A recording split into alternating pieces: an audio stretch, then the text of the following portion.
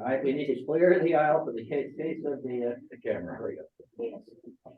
Good. I want everybody to take a moment to just get themselves seated. And good afternoon. Welcome. And good afternoon and welcome to I'll call it a very special audio theater presentation. I'm Phil Olden of the Larchmont Mamaroneck Lions Club, and I want to welcome all here this afternoon, specifically the blind members of our audience. And I expect that all of us will enjoy and learn a little bit more about audio theater today. Today, we're going to take a mini trip through the history of audio entertainment from the 1940s radio to today's generation of new audio theater. Our goal this afternoon is simple: to go beyond audio entertainment to audio theater participation opportunities for everybody, including the blind. Beyond the voices are the directors, the technicians, the script writers, the sound effects, promoters, all positions where the blind can and are doing things. Later, we're going to hear from someone who is blind and who has been doing so much in the area of audio theater. But right now, audio theater is a very unique and very accessible entertainment. To listeners, it's a video of one's imagination. To the participant, it's easy. No line memorizations, no costume, scenery, fancy lighting, weeks of rehearsal, or even stage fright. And you don't even have to look the role. In fact, you can play multiple roles. It is perfect for beginning thespians and behind the scenes theater enthusiasts, sighted and visually challenged. Keeping in the spirit of the occasion, I will be continuing by reading from a script so you can see how it's done, even for a host. Today, we present two examples of audio theater: a recreation of a classic Ozzie and Harriet Easter season radio show from the late 1940s, and a recording of a brand new production, Burning Gotham. To begin with, who were Ozzie and Harriet the Nelsons? For some of us around in the 50s and 60s, and I realize that's not all of us here, they were America's radio and TV family. We listened and then watched as David and Ricky grew up before our very ears and eyes. Ozzie and Harriet began on radio as part of NBC's Red Skelton radio show in October 1941. When the Army drafted Skelton in 1944, it was time for the Nelsons to go off on their own. The Adventures of Ozzie and Harriet debuted on Sunday, October the 8th, 1944 on CBS Radio, which was the couple's 9th anniversary. Ozzie and Harriet moved to NBC Radio Network on Sunday, October 3rd, 1948, which was my 5th birthday. At that point, child actors Tommy Bernard and Henry Blair were introduced, playing the Nelson boys, David and Ricky. Ultimately, David and Ricky appeared as themselves when the show moved to ABC Radio Network and then to ABC TV. The rest is radio and TV history. The real Nelsons became America's radio and TV family. Let's now enjoy the primary reason we're here this afternoon: to watch, to hear the Sandbox Theater recreation of an actual Ozzie and Harriet radio episode from 1949. With that, let me introduce you to the head of the Sandbox Theater, Lion Jason Summers.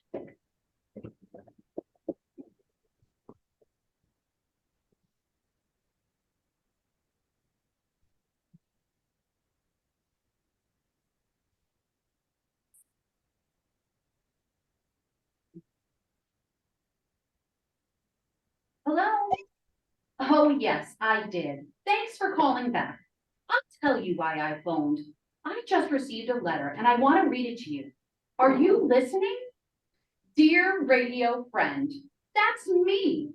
We have received so many wonderful letters requesting us to repeat our Easter show that we are going to do it. Wishing you a happy Easter. Your good friends, the Nelson family. Ozzie and Harriet, David and Ricky.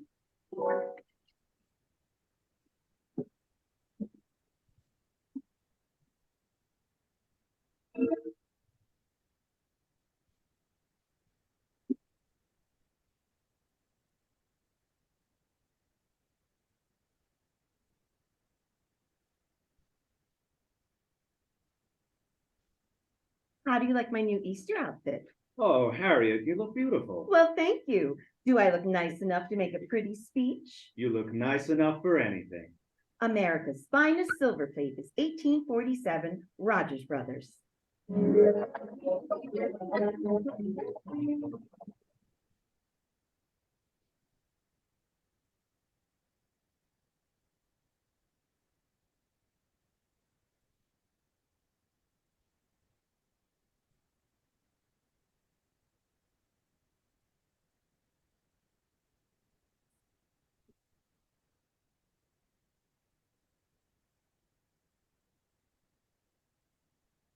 America's finest silver plate is 1847 Rogers Brothers. From Hollywood International Silver Company, creators of 1847 Rogers Brothers Silver Plate, presents the amusingly transcribed Adventures of Ozzie and Harriet, starring America's favorite young couple, Ozzie Nelson and Harriet Hilliard.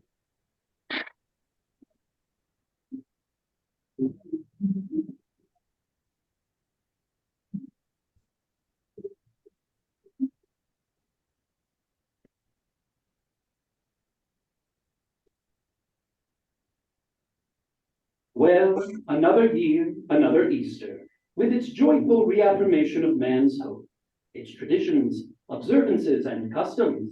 Like many other families, the Nelsons of 1847 Rogers Road have a few traditional Easter customs of their own.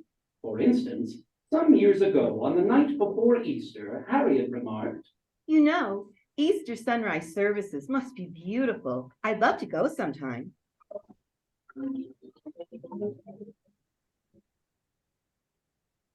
Thus, a great tradition was established in the Nelson household.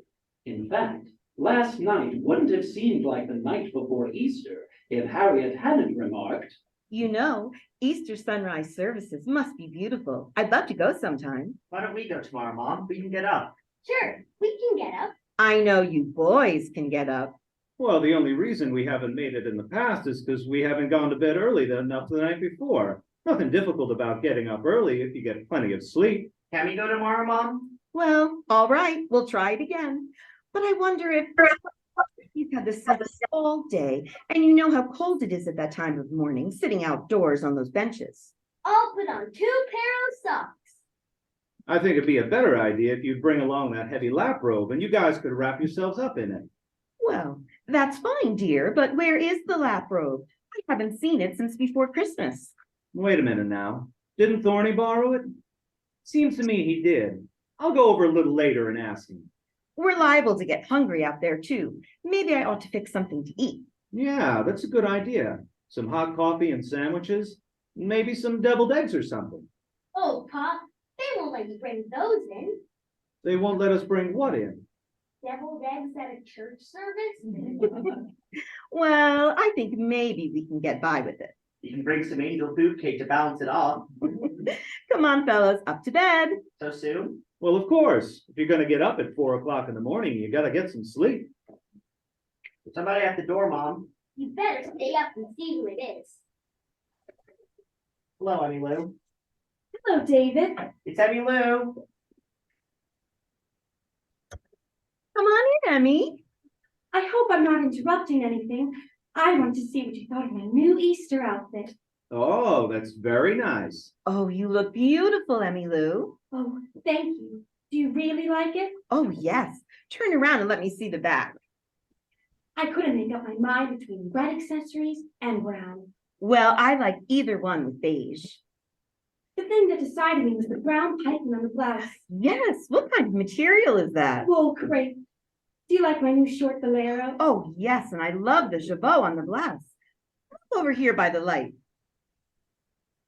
Do you like the 3-box pleats in the front of the skirt? Oh, yes, and those extra wide gauntlets are very smart this year. What are they talking about?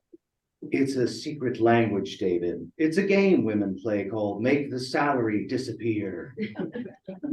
Oh, yes, you really look just lovely, Emmy Lou. It's a beautiful outfit. Thank you, Mrs. Nelson. What are you folks doing tomorrow? Well, the current rumor says we're going to the sunrise services out at Silver Lake Mountain. Are you really? Oh, how wonderful. Mother and I always wanted to go, but Daddy can't get up that early. Oh, I'm sure he could. It just takes a little willpower. Incidentally, we're looking for a lap robe to sort of keep the boys warm. Do you folks have one? Well, we used to have one, but I haven't seen it in ages. Have you tried, Mr. Thornberry? No, not yet, but don't worry about it. We'll find one. Well, I have to run home. Good luck in the morning. Thanks, Emmy. Thanks, Emmy. Happy Easter. Same to you. Will we see you in the Easter parade? You bet. I'll be there with bells on. Gee whiz. He'll wear anything. Come on now, fellas, up to bed. Yeah, come on, boys. Now you heard your mother. Daddy and I will be up in a few minutes to see how you're doing.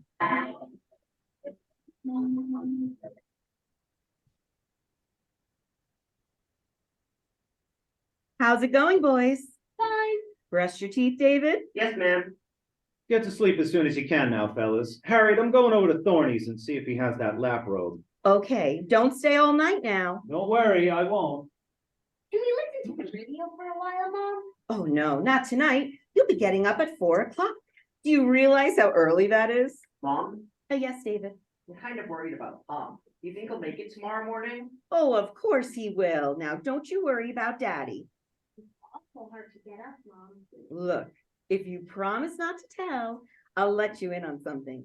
When Daddy's in bed tonight, I'm going to set the clock ahead an hour. So we'll really have 2 hours to get there. Mom, Yes? are you smarter than Pop? Well, of course not. This is just a little joke, so he'll be sure to get up. Really smart, isn't he? Well, certainly he is. Why all the concern? Told me I was gonna grow up just like him.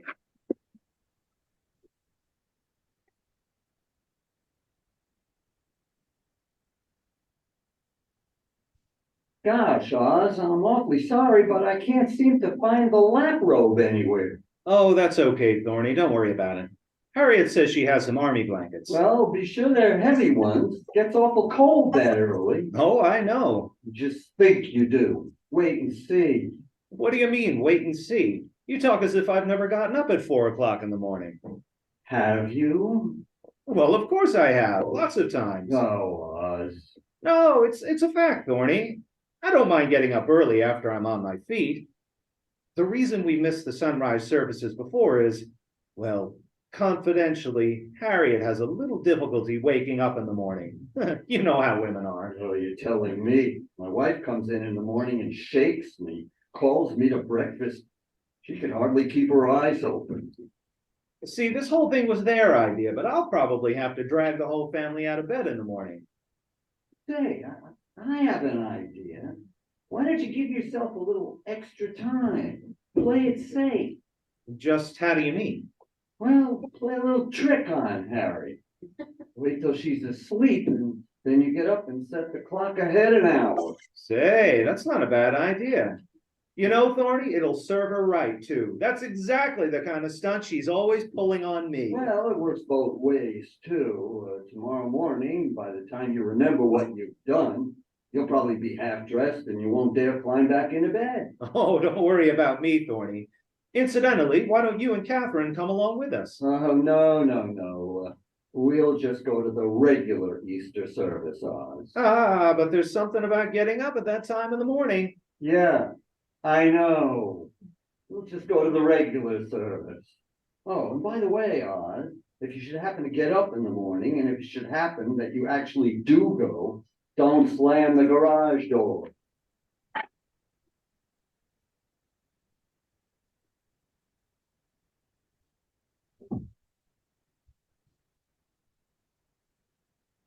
Ozzie, Yeah, I was just going to ask if you were asleep. Thorny, I was just gonna ask you the same thing. Well, good night. Gotta get some sleep. Yeah, gotta get some sleep. You know, if you count sheep, you'll fall asleep faster. Does that really work? Oh, sure. Why don't you try it? 1 sheep. 2 sheep. 3 sheep. A shepherd and a shaggy dog. 4 sheep. Oh dear, What's the matter? I forgot something.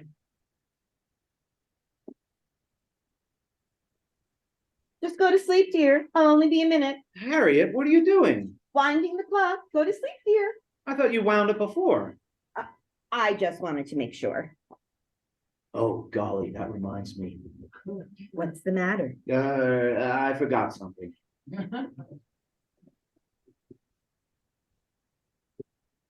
I just wound the clock. Yes, I know. Just making sure the alarm is set. I said it. Just checking up, sort of making sure of everything.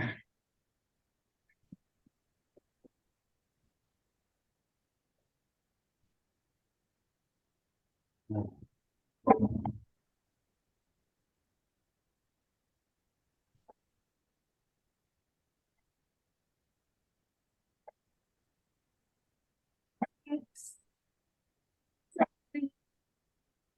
8, 9,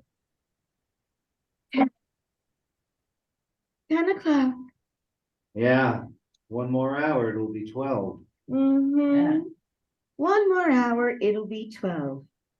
That is, I meant to say in one more hour, it'll be 11. Oh, right. That's what I meant. Night. Good night. Harriet, Yes. when we leave in the morning, remind me to slam the garage door a little.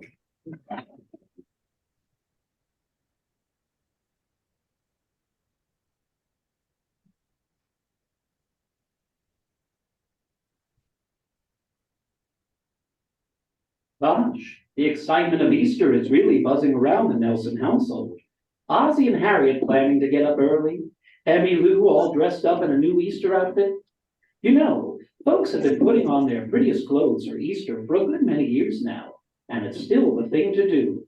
Just the way it's still the thing for you and your best beau to go walking down the avenue after church, looking in all the store windows along the way. One of the things that will surely catch your eye is the beautiful gleaming display of 1847 Rogers Brothers in the silverware store. Now, as over a century ago, young couples fall in love at first sight with that lovely silver plate created by famous 1847. Now, as then, they make it their choice for their homes. And the reason is simple enough. It's because there's no other silver plate you can buy that's so beautiful, that's created with such imagination and exquisite craftsmanship. 1847 Rogers Brothers truly is the finest silver plate in America. And, amazingly enough, 1847 has not gone up in price since 1945. See it tomorrow, and remember, it's still the thing, as it was over a century ago, to choose the one and only 1847 Rogers Brothers.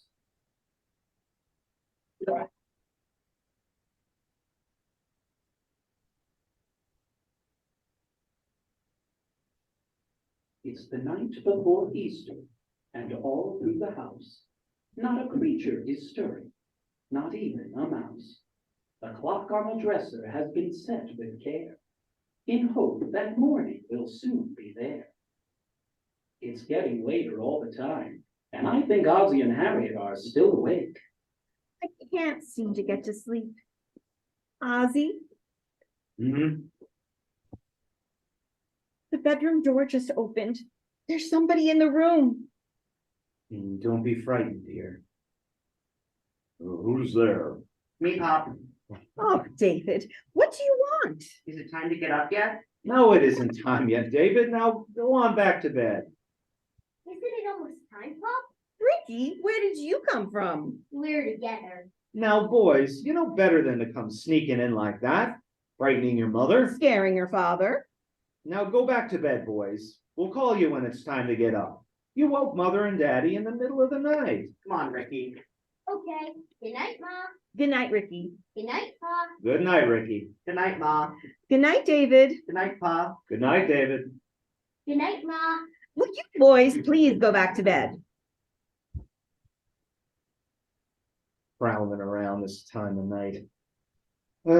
Let's go to sleep.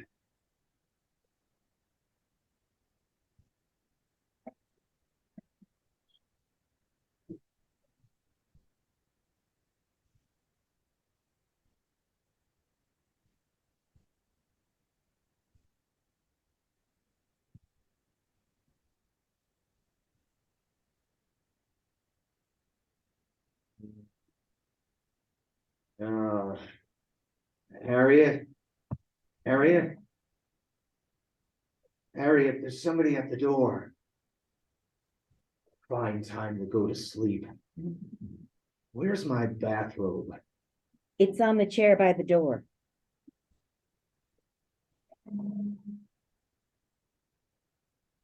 Hello,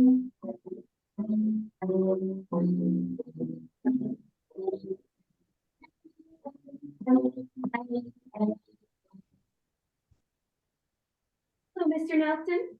Oh, hello, Emmy Lou. What do you want? I found that lap rope you asked me about for the sunrise services, so I brought it over.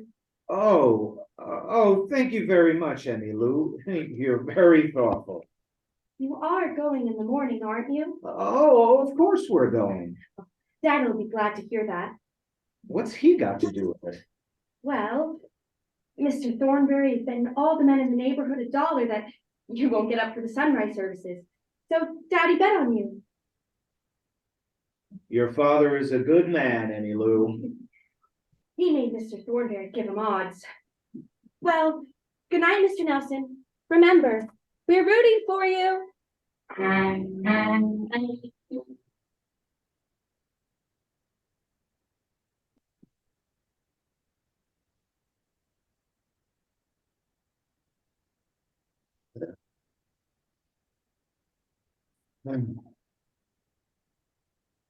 Are you asleep, Harriet? You want me to go in your room and sleep, huh? Ricky, what are you doing in my bed? My bed. I gotta get some sleep. Might as well stay right here. Like to sleep with you, Pop. No, that's nice. Go to sleep now, son. Good night, Pop. Good night, son.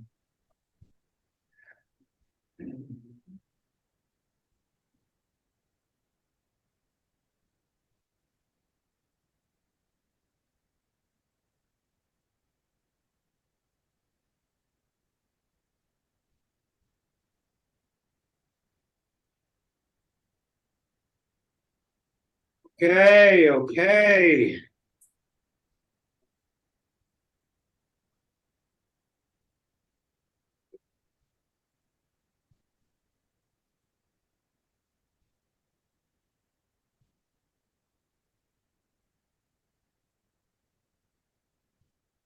Hello, Oz.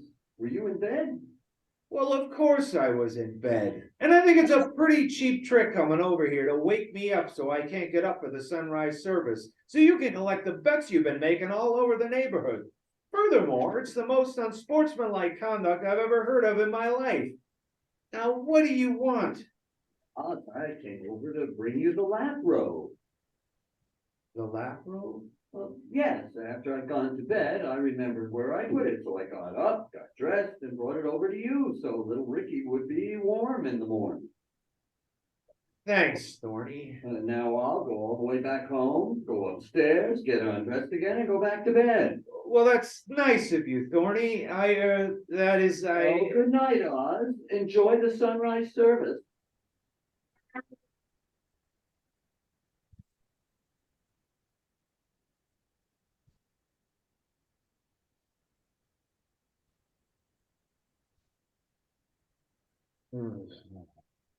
Move over, Ricky.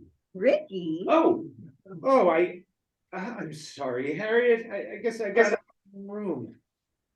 No, this is the right room. Go to sleep, Harriet.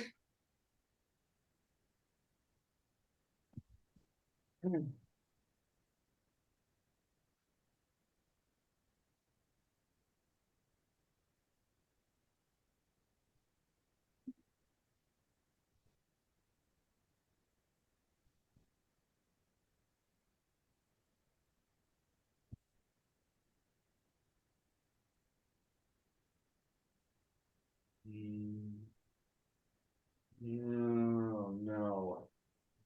The telephone. Put the pillow over your head, Harriet, and you won't hear it. Oh, who could be calling at this hour? We don't have to answer it, you know. There's no law compelling a person to answer a telephone. Well, you may as well. They'll just keep on ringing. All right, I'll answer it. but I won't be civil.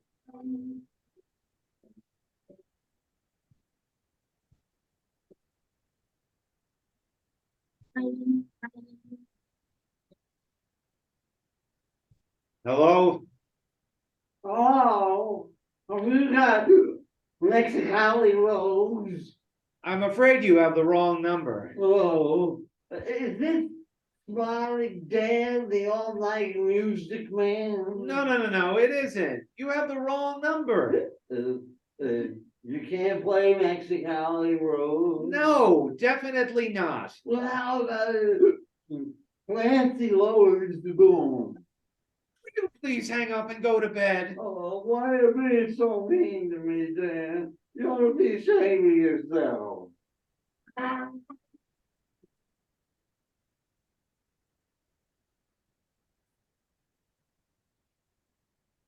Calm down and get to sleep, Ozzie. Those things happen. Mexicali Rose. Oh, relax, dear. You have to get some sleep. Now forget it. Good night. Good night.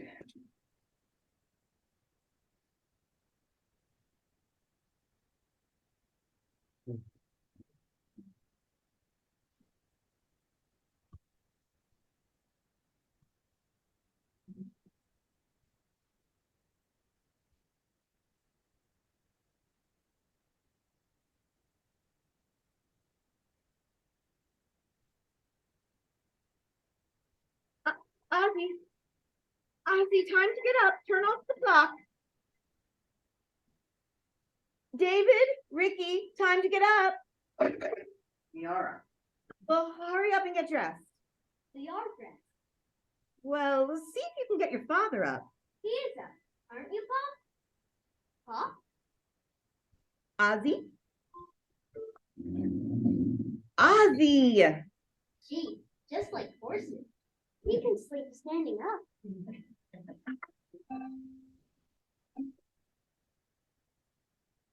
Well, I'm all ready if you... Ozzie? He's been asleep on the floor there for 15 minutes. Yeah. His right leg up, David. Yep, that's it. Got his shirt on, and I can't button it. I'll button it. You tie the shoes. I'll be half dressed before you know it.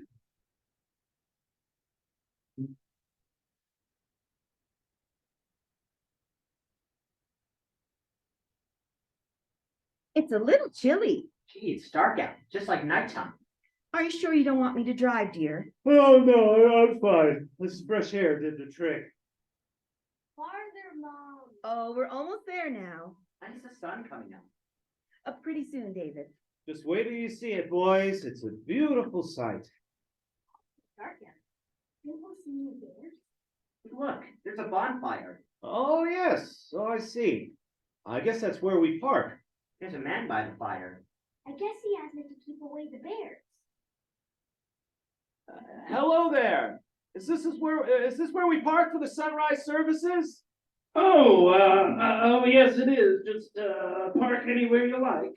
Where is everybody? You're the first ones here. How about you? Well, I've been here all night. I'm in charge of the ushers. Expect they'll be along in an hour or two. An hour or two? Yes, you folks are about 2 hours early. 2 hours early? How did this happen?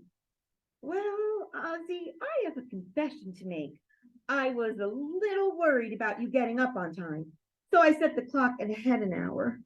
Oh, Harriet, I'm surprised at you. Of all the mean tricks, how could you do a thing?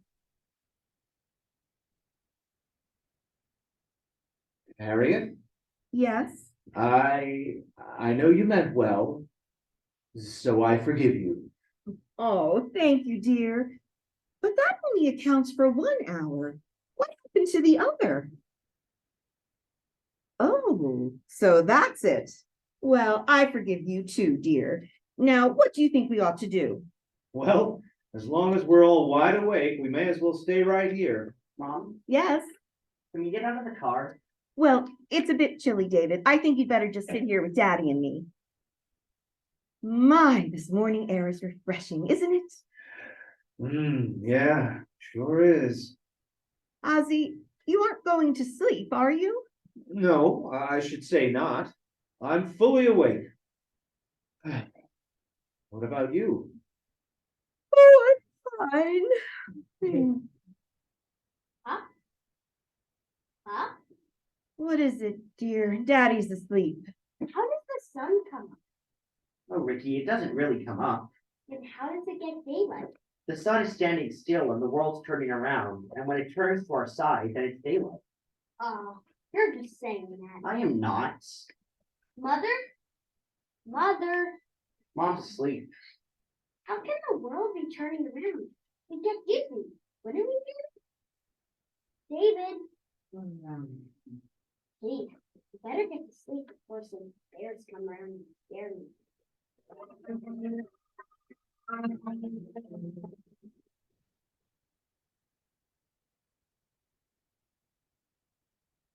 Hey! Hey in there, hey! Hey, wake up, wake up! Harriet. Harriet? Yes, dear? Oh, my neck. Come on, it's time for the services. Time for the services? The services were over long ago. It's after 8 o'clock. It's time to go home. Oh, no. We missed the services? Yep. First one's here, last one's to go. Oh, dear. And Easter Sunday of all times. Harriet, if we rush right home, there's still time to get ready for church. That's right. Let's get started. Make sure that door is closed. That was fun. Wasn't it, David? Yeah. Hey, Mom. Ricky, don't interrupt Mom when she's driving. What is it, Ricky? Can me and David go sometime again? Ricky, David, and I. Okay, Mom. But if you and David go, can I go with you, Mom? Huh? I guess so, but don't shout so loud. You'll wake Daddy.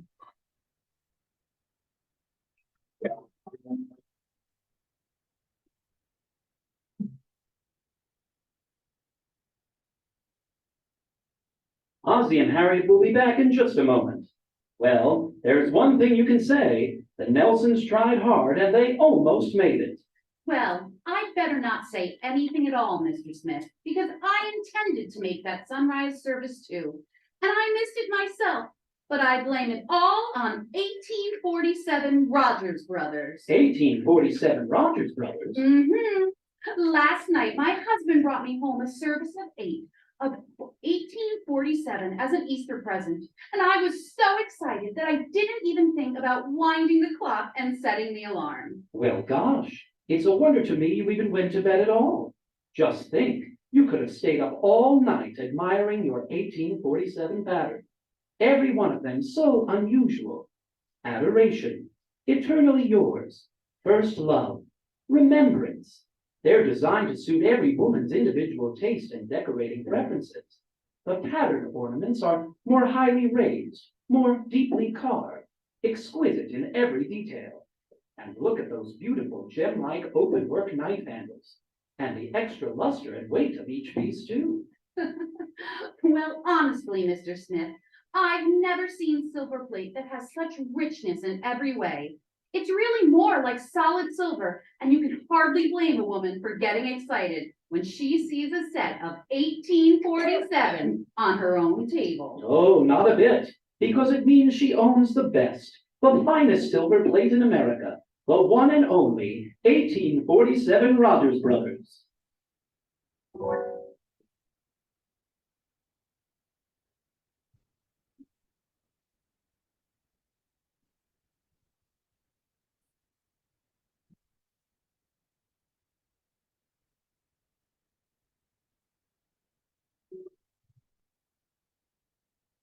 Good morning, Mrs. Carter. Good morning. Morning.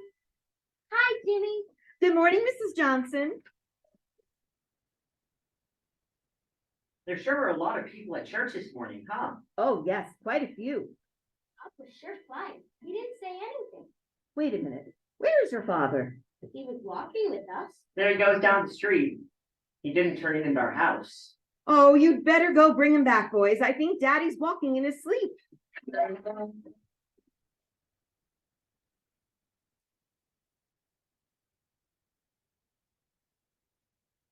Tune in next week for another transcribed adventure of Ozzie and Harriet, starring Ozzie Nelson and Harriet Hilliard. And remember, America's finest silver plate is 1847 Rogers Brothers.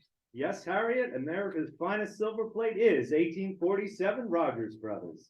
Appearing in our cast tonight were Fred Rubick, Michelle Moriarty, Jack Butler, Remy Tuckman, Grace Smythe, Peter Ackerman, Jessica Bittner, and yours truly, Jason Summers. Original music was composed and conducted by Billy May.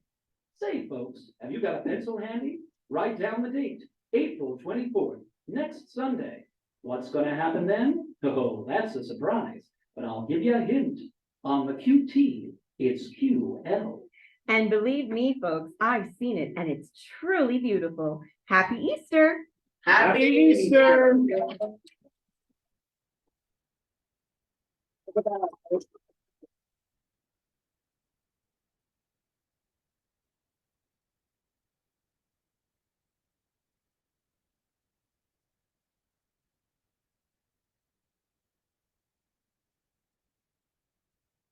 Thank you, Jason and the Sandbox Theater, for a wonderful holiday announcements.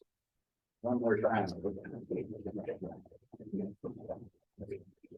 Now, if you look around here at the stage, this is how radio drama or audio theater works. It says that no sets, no costumes, no big moves, memorized lines, only good actors and fun scripts.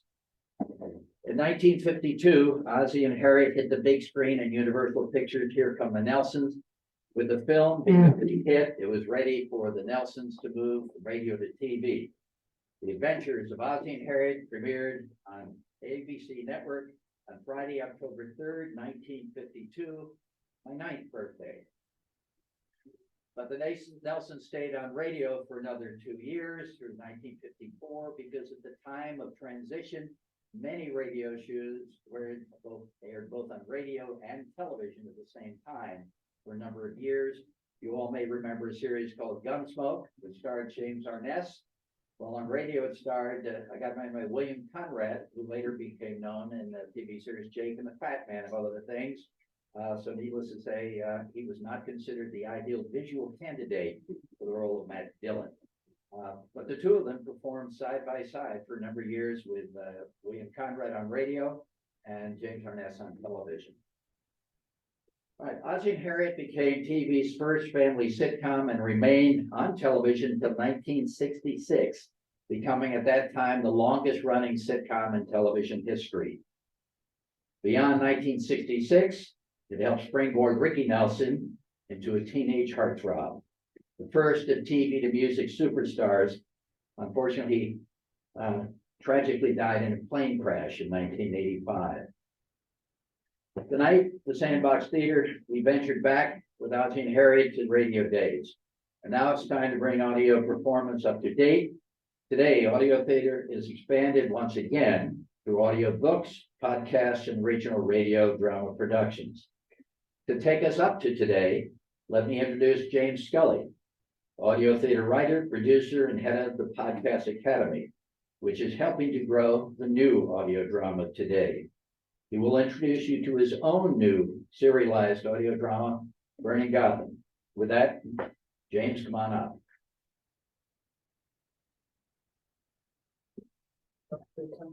Yep, okay. All right. Yep, I'll see you. I got it. We're going to set up because you're going to be actually listening to a brand new production. If you want to talk a little bit, we can work on setting that up. Yeah.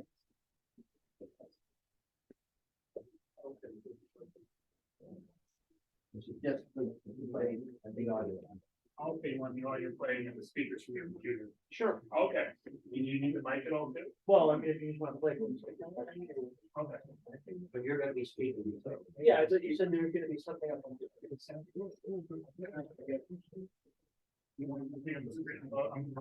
Yeah, let's do that because I can, get some visuals.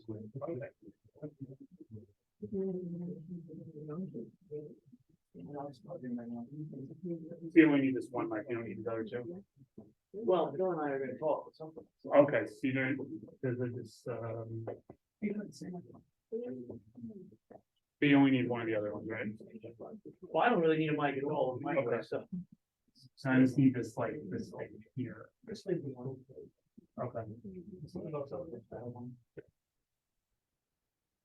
This is why I leave technical to the professionals. Yes.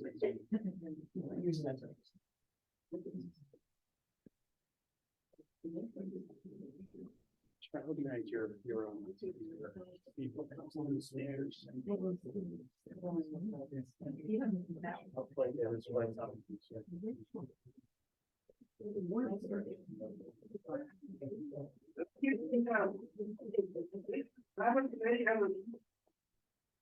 Well, that's really.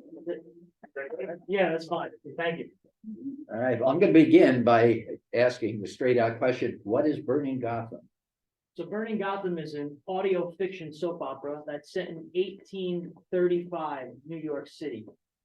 Some of the main characters are some of the most famous Americans you might know, like P.T. Barnum, John Jacob Astor, the original John Jacob Astor, a woman named Eliza Jumel, who was the first woman with power of attorney over her estate in the United States of America, and others less famous but more infamous.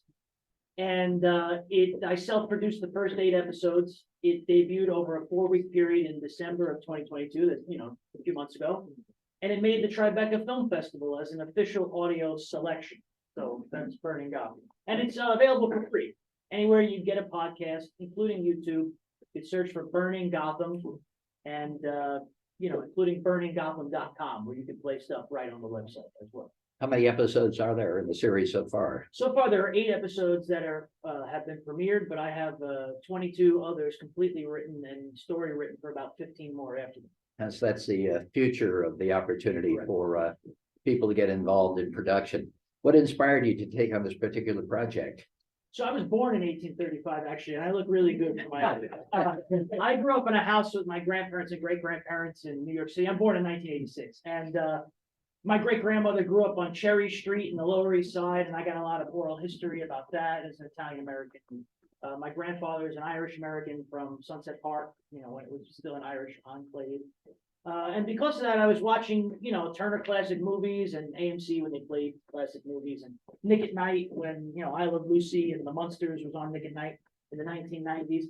And eventually I got into radio drama, audio fiction, audio theater, call it, well, I guess I would ask Phil, how many people, and you don't have to raise your hands, you could just scream or something.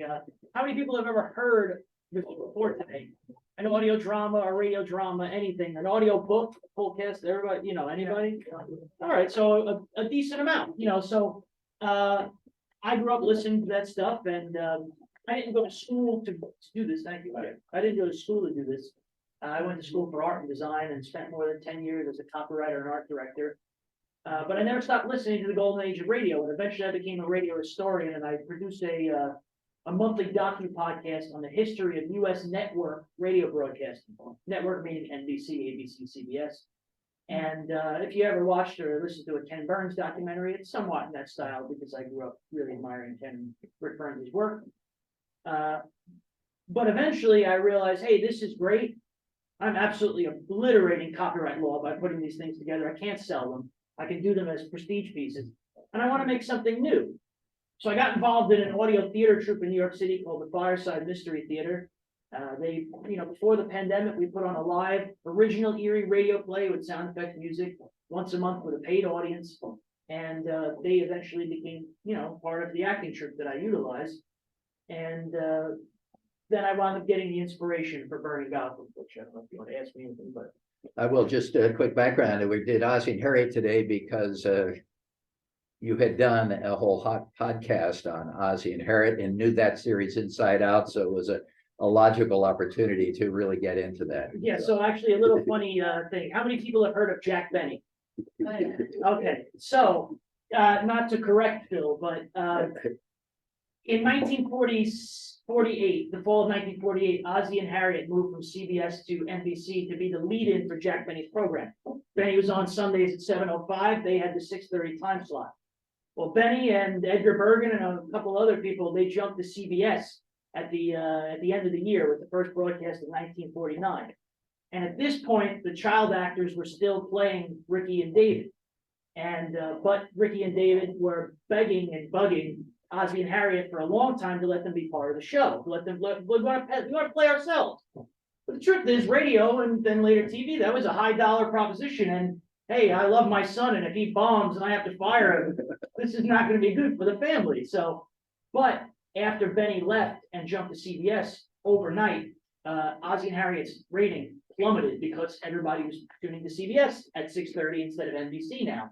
So finally, with Valentine's Day 1949, they let Ricky and David be part of the show. And the chemistry immediately went through the roof, especially with Ricky, because even as a 7 or 8 year old, his charisma was off the charts even then. So, Yeah, it's, so Benny is what makes Ricky famous. if you ever get a chance to listen to one of the old original, I look up Ozzie and Harriet's with Ricky, he is phenomenal. He sparkles at the sound of it. Transitioning back to the topic, burning Gotham. I understand we're going to hear a little of that today.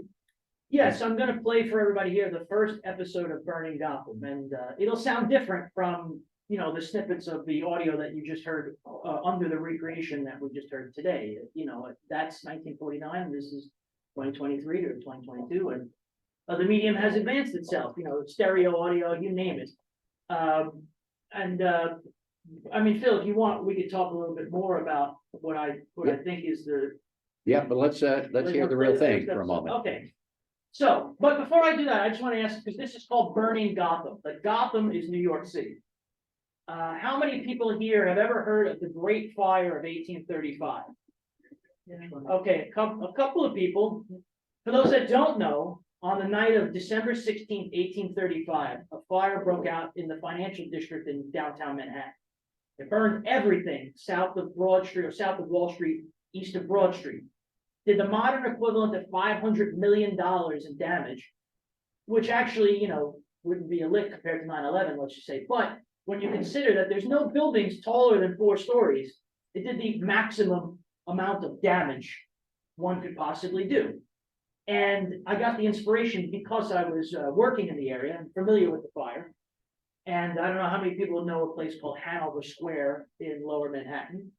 If you do, we have a resident historian here. So I took a walk to the area one day knowing that that's where the fire began. And, you know, I'm a native New Yorker, and I don't know what this says, but I looked around and I realized that the exact point that I'm standing, which is about 200 feet west of the East River, and I looked north and south, and I realized, every street in this area converges to a point where I'm standing.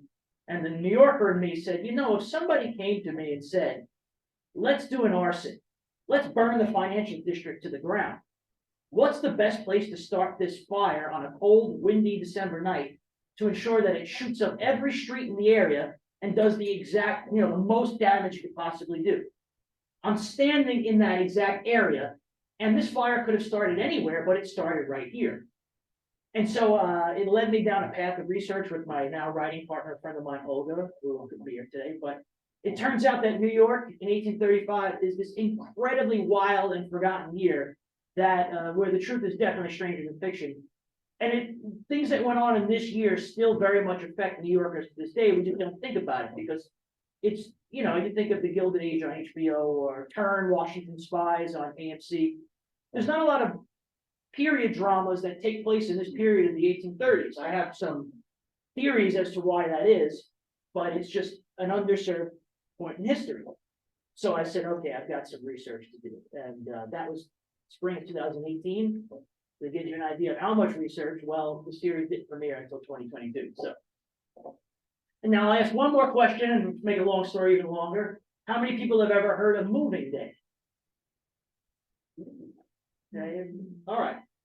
So from the time of the American Revolution till Mayor LaGuardia's tenure as mayor in the 1940s, in New York City on May 1st, simultaneously, every lease in the city expired simultaneously. Everyone who rented an apartment, all of their leases expired at the same time.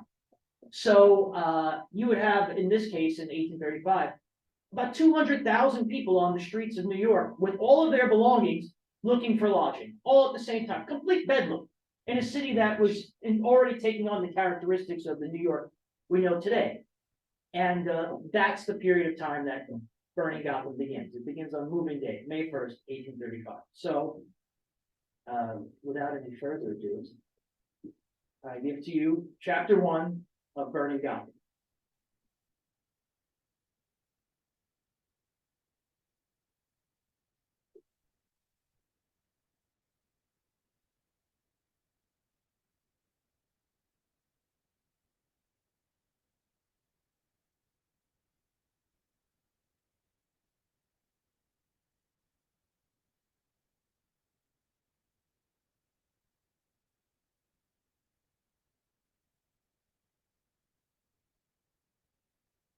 Lord have mercy on us all. Yeah.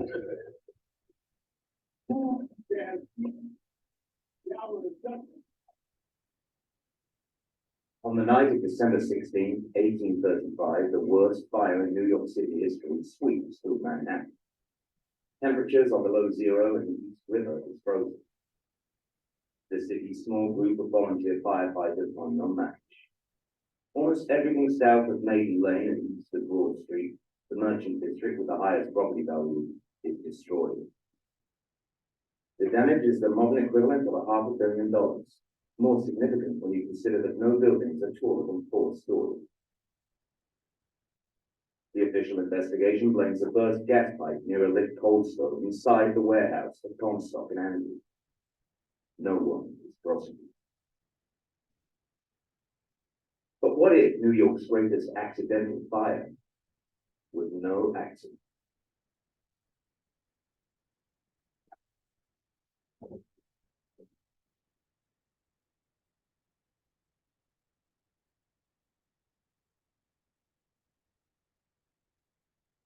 Burning Gotham, Chapter 1, Moving Day, May 1st, 1835.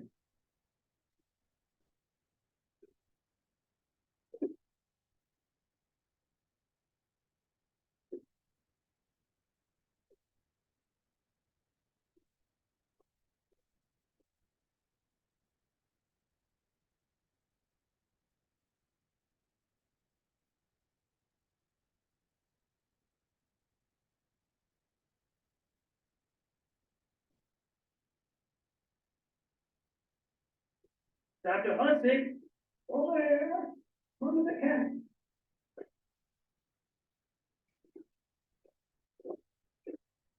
Good morning. Good morning, Adam. You look more like your father each month. It's good to see you. How's your wife? In the throes of planning my daughter's wedding. Given her a new purse. How my cousin? Healthy. And quite the handler. What happened?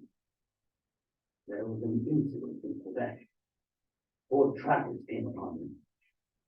Evidently thought they could take advantage. How bad? Mutilated the fools and left them to die. Your cousins were ferried to New York shortly after. Come this way.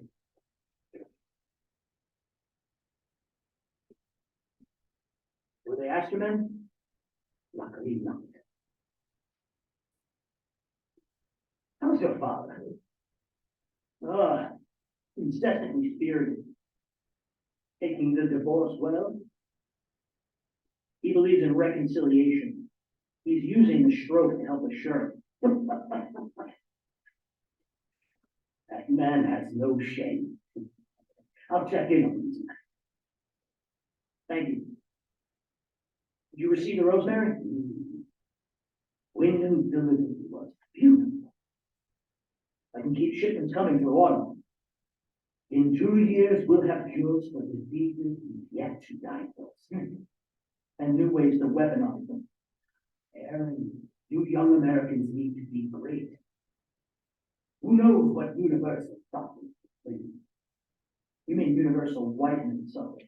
Don't be cynical, Aaron. What would the New York Historical Society decide? When all else fails? Man rich.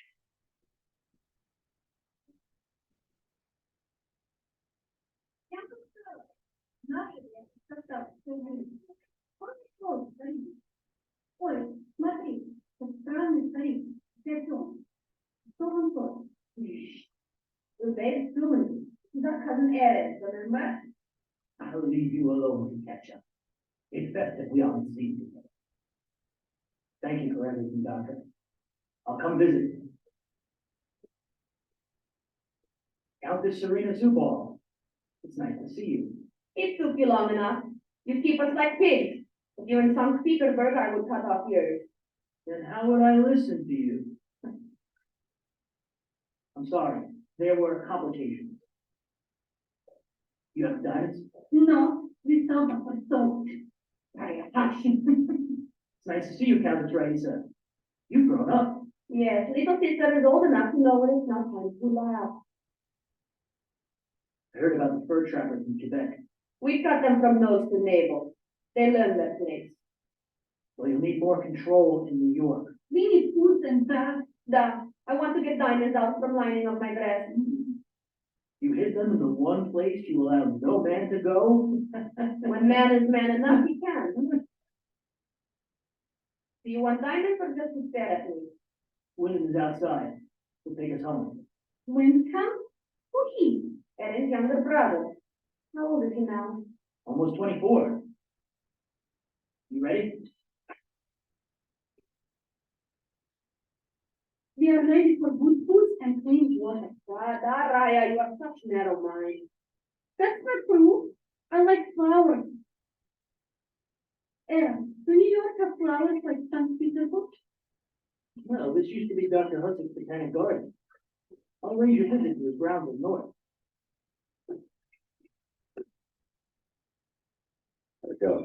Something like to see, Doctor was impressed. and the countess have our diamonds. She does. Present day on the right side of the levee. Does the young one speak English? We do. Thank you very much. Are you Moore? I thought you said your brother. Not more. Was born in England, grew up in France, then came here with Aaron.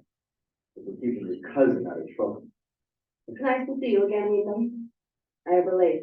Oh, how curious. We all relate. I sit up here with you. Tell me more.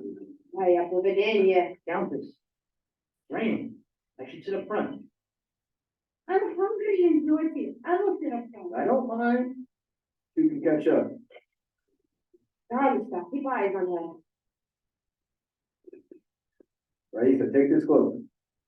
The one to catch your death. Where to? Did I ask the countess? Fine. Let's get to St. John's Park before moving to the store. Gonna be 250,000 people on the street. Yeah. So Wyndham, for God's sake, please don't shoot anyone. Sorry, brother. Make no promises.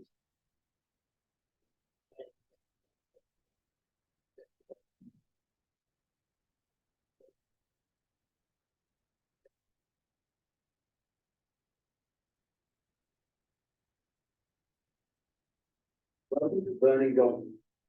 The year is 1835 and monumental history is being made. Imagine the lawlessness of a western boom town that's set in a city of 270,000 people.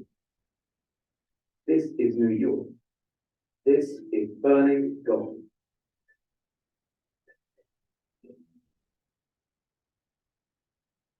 Most of what follows is true.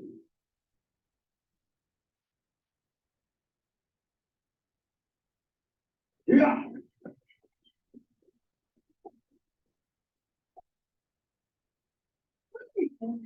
Hi. Oh, Mark, not Moonman. I asked, what is this road? It's the middle road. Work it out. Ah. What is your name? Wyndham Bowen. Very interesting name, Wyndham Bowen. I'm Countess Harriet Sergeyevna Zubov. That all? For now. So who owns this secret? A lot of people. Family Democrats, my godmother Eliza, and John Jacob Haskell was one of the richest. Me, I know. Never mistake no one asked her, or knowing who he is. Oh, I know who it is. It's better. You don't like to laugh? You pretending to be angry bull, huh? Yeah, I like it. Good. Now where are we going? South, toward Aaron's house. How you know, Ellen? My father was Aaron's coachman. He died when I was young. Aaron's stepfather took me in. That's my uncle. Yes. Came to New York with our godmother. Ah, my sister likes him. She never touched him. She touched him. Well, that's because never. Where are we now? 30th Street. Least Wilkes. See that iron marker in the ground we're passing? Da. This whole island will be filled up with roads and buildings. They're gonna level the hills to fill in the lakes and. What? Who would do such thing? The road is beautiful. The road is still easy. I not thank God let this happen. You're just a bull-faced man who thinks that thought. Don't fool yourself, Captain. As much as I wish it so, God isn't here.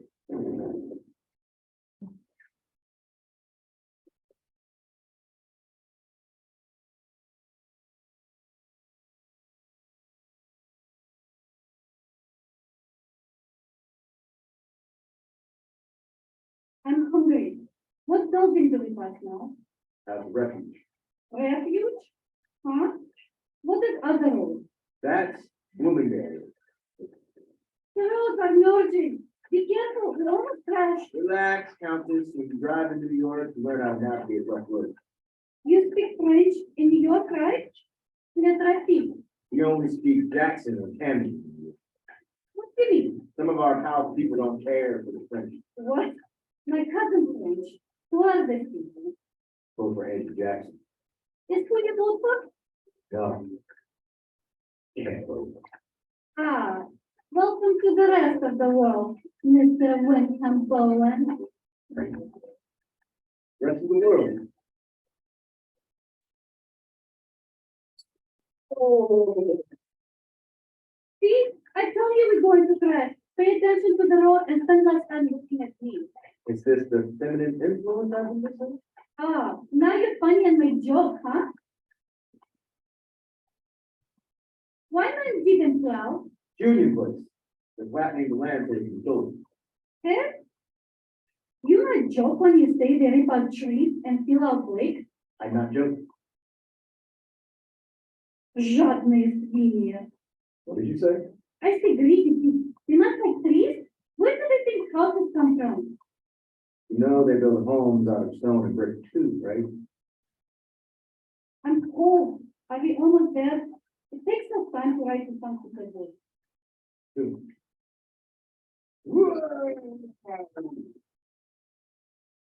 Is it all right?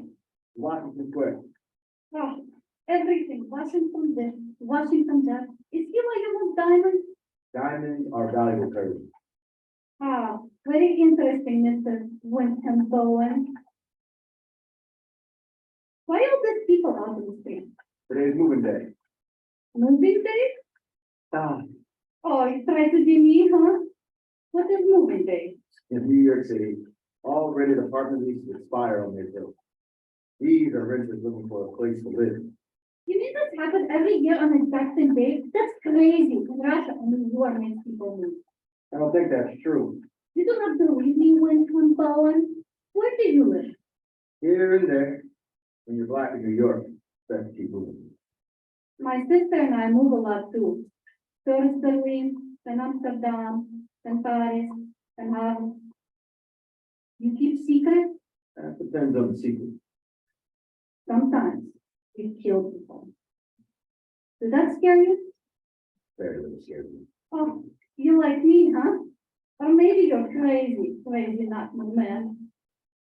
Maybe. Anyway, we're here.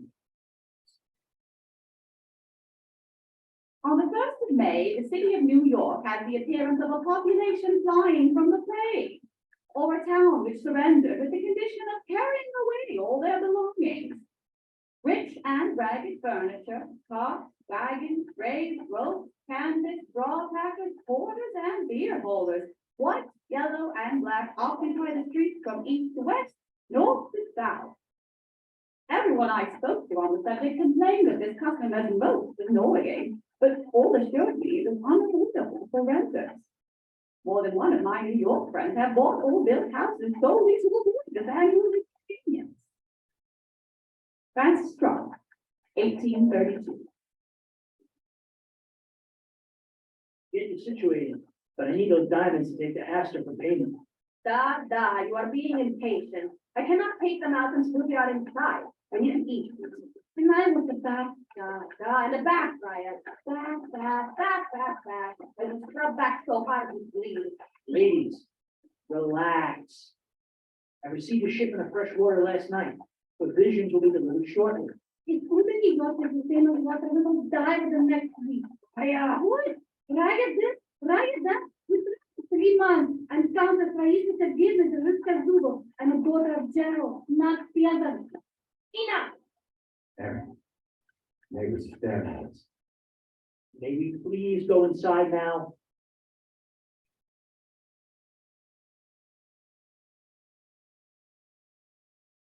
Godmother Eliza, they're Harriet.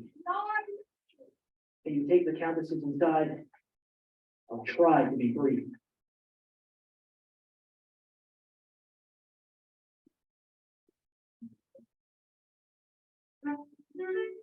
So that's the close. So chapter. Now, that's the longest of the chapters. It's about 16 minutes because it's, setting up the story. Most episodes are really between 7 and 12 minutes long, short on purpose, get you in. There's a lot of information that's being given to you. It's all pretty much historically accurate. So there's a side series that goes with it. Every 2 episodes of Burning Gotham, an episode called Beyond Burning Gotham comes out where I interview historians, other luminaries on this time, what's going on in this period of history to give people more context, basically.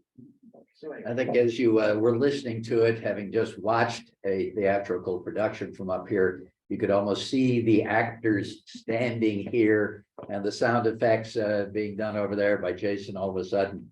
It's a very interesting experience. So we thank you for sharing that with us. Oh, thank you for having us. Oh, and I will say, Countess Raisa Zuboff happens to be sitting here in the audience today, with the blue blazer over there. And you play Countess Raisa. I'm embarrassing her at the moment, so. It was, again, great to see the combination of seeing people perform and then listening to it and almost being able to see the same thing at the same time. A lot of what this is all about is that putting something like that together is more than actors and actresses. There's a lot that go into it, and part of this is trying to talk about there are ways for people, including the blind, to be involved in audio theater. Yeah, I mean, if you think about it, we're using our mind's eye doesn't require the use of our regular 2 eyes at all. And I don't see any reason why somebody could not be a writer, a director, an actor in something, because we're all equal when it comes to this, no matter what. The crutch of the visual doesn't need to be there. We can use our imaginations to get it. And I mean, frankly, as of March this month, March 2023, now 83% of Americans are familiar with what a podcast is. 120 million Americans listen monthly and 89 million Americans listen weekly to podcasts. So this is an audio medium that's growing very quickly. It has nothing, that says nothing for AM, FM, radio, audio books. Actually, audio in this country still has a higher reach than television at the end of the day. Yeah, not thought of it that's that way. growing a little bit. Yeah. What I'd like to do at this point is to bring in a kind of a guest speaker all the way from California. Walden Hughes is on the board of directors of Spurback. And I'm going to, as we set him up to be visually with us, as well as talking to us primarily about his experience being blind and being very heavily involved in audio performance and theater to kind of state the case that this is something that's unique. I'm going to use a kind of a strange position here that the blind who are in this audience and the blind who listen to audio entertainment are the professionals because they truly know and can feel and understand the visualization that audio theater provides. And the goal here is to say they not only can vision it in ways that I can't envision it better, but I think they have the opportunity to contribute in the preparation and participation in it in a way that is even more impactful. So again, part of the goal of today and what we're looking to do through visions, which we will be talking about, is to create those opportunities. So while we're setting up, I'm going to use the opportunity to introduce, there's a hand raise. I always like that. What is the difference actually of the podcast? I'm using them a lot. Nevertheless, I still can't understand what's the difference between RSS and podcast. What is the difference? Because RSS is built up 20 years ago, and the podcast is recently. Yeah, so if a program, a podcast is open source, then it has an RSS feed and you could then access it anywhere you get a podcast. What we're seeing now also are like say Spotify or shows that are signing exclusive contracts that only appear on say Spotify. Well, then they don't have an RSS feed. You have to be a Spotify member, premium member to get it. But like, for example, my show, Burning Gotham, uses RSS. That's how the show is essentially beamed out to anyone's device. So, you know, whatever app you'd be using to access a podcast, it's using RSS. So podcast access RSS, you know. Got it. James is the head of the Podcast Academy in New York. Well, I'm not the head, but I am a member. A key player in the Podcast Academy, and its goal is to take, again, audio theater and give it a fresh approach by bringing all of the parties together to share what they do. And again, that's part of the goal here. I'm going to take a moment just to kind of introduce all the different entities who are responsible for bringing today together. I'm going to mention Spurback last because that's going to be our guest speaker. This afternoon is being brought to us by Visions, which is the New York organization. I need to move your thing. Somebody's like a New York-based organization that works with area blind to help them adapt to everyday life. They operate a summer camp for the blind and their families in Rockland County, which also includes programs for job training. I mentioned the Podcast Academy, so they're to support the continued growth of audio media. And obviously, it's a pleasure to have James here with it. The Westchester Council of the Blind is our county organization of the blind and vision impaired, being part of the shared experience of being in the blind community. Many of their members are here today, and it's an extreme pleasure having them with us. The Sandbox Theater, who we had the opportunity to enjoy their production, is our local theater group that teaches and performs theatrical productions in many of our surrounding communities. Their focus is on working with children, our next generation of performers, and are led by their founder director, Jason Summers, who led us earlier. And of course, our key partners, LMC Media, say hello to Nate in the back there. And the Larchmont Library. And after we hear from Walden, I would like Paul to spend a little time just talking about the resources the library have here for audio performance and resources for the blind and vision impaired. But right now, are we set to say hello to Walden Hughes? That's Walden down the bottom. I'm probably blocking Walden. There he is. Walden, are you with us? Yeah, I'm muted. Yes. Oh, okay, there it is. All right, you still look like you're muted, Walden. If you're hearing us, pop in.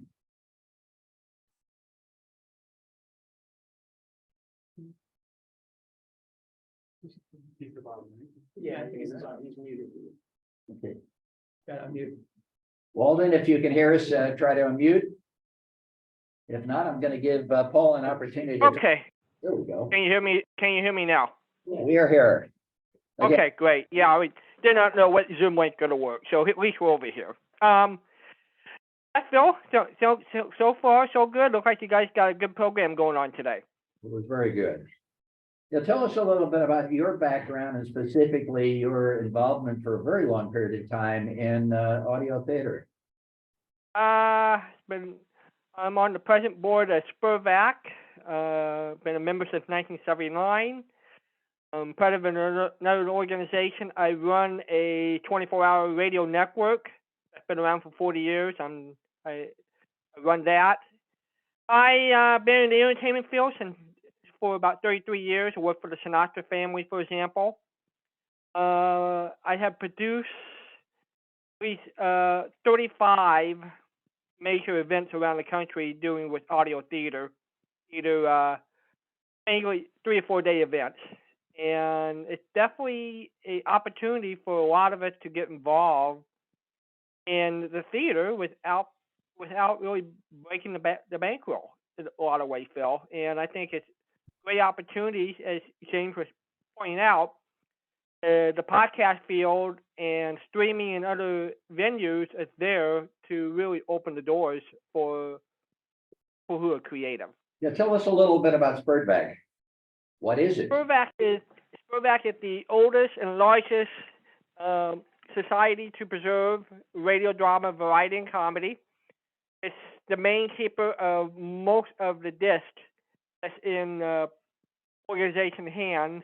For example, Spurtback has the Lone Ranger collection. It has Cecil B. DeMille's Lux Radio Theater, Dorothy Lamour's, Vincent Price. A lot of people for the last 50 years have donated their master to Spurtback. So Spurtback is the keeper of those. And it's also have sponsored and opened the opportunity for new theater around the country. And we generally, just before the pandemic, have hosted a major event nationwide for people to enjoy in person.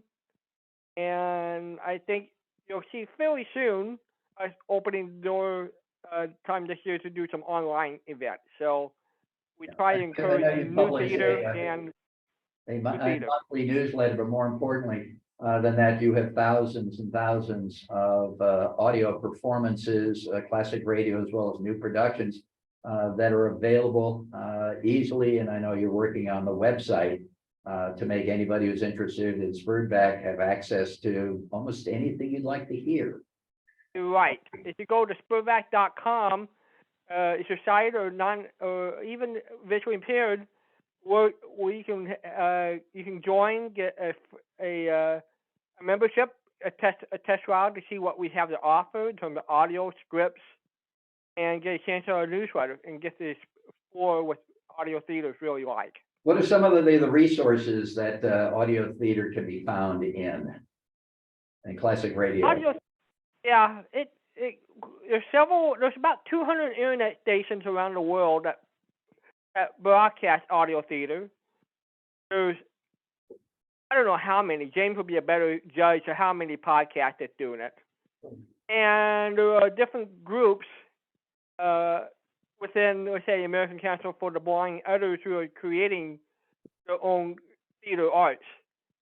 And it's really a way to get good training on the computer, to edit, to produce, to create sound and music, and to act. It really can do it remotely nowadays pretty easily. All right, well then, thank you, specifically because you're a great experience for many, many years at all aspects of audio theater, obviously writing, producing, and every angle. I personally am looking forward to working with you and Spurtback and with Visions and the Council for the Blind to help get audio theater performance and participation out there to the blind and visually impaired in our areas here. And with that, I'm going to throw it over to Paul because, again, the library has always been a great resource for audio entertainment and certainly support for the blind and visually impaired. Paul, it's all yours. And for those who are interested, Spurtback membership costs $20 a year, so. It's outrageous. Very affordable, very affordable. But it gives you free access to anywhere you want to go. Well, thanks, James and Phil, for that. That was great. So the library has, traditional audiobooks that we can listen to. These are being phased out, unfortunately, because cars nowadays don't have audio players anymore. But the next thing is e-audiobooks, which I'll talk about in a minute. We also have large prints. You guys are like playing a large print. That's not going away anytime soon. I put some flyers back there with our e-audio sources. So we have Libby, which you can get ebooks and e-audiobooks on. You can adjust the font, make the font bigger as much as you want on ebooks, and there's tons of audiobooks. Hoopla also has tons of audiobooks as well. There's flyers in the back for that. And we also got a donation from someone recently. We got a Merlin Elite Pro HD OCR reader. Can magnify whatever you want to read up to 73 times, but also can read it to you. It also has a library of languages. If the document is in Greek, it'll read to you in Greek, but it won't translate anything. So we have that's upstairs in our technology commons. I think the Lions Club is going to donate headphones to anyone who wants to use it, because you need headphones a lot, or you have to be quiet. So if you want to listen to something, you will need headphones. And also, I have this in the back, the New York State Talking Book and Braille Library.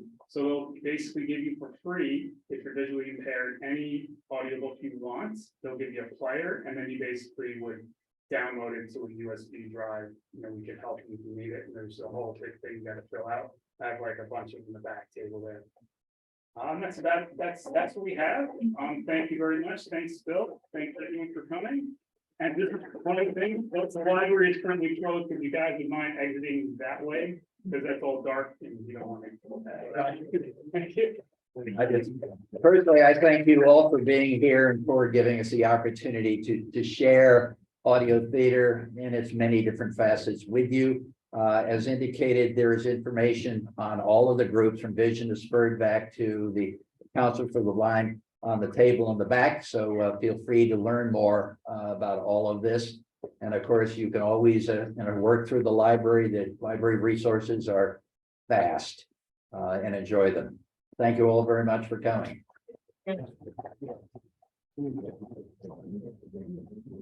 When I go to come again. And if you like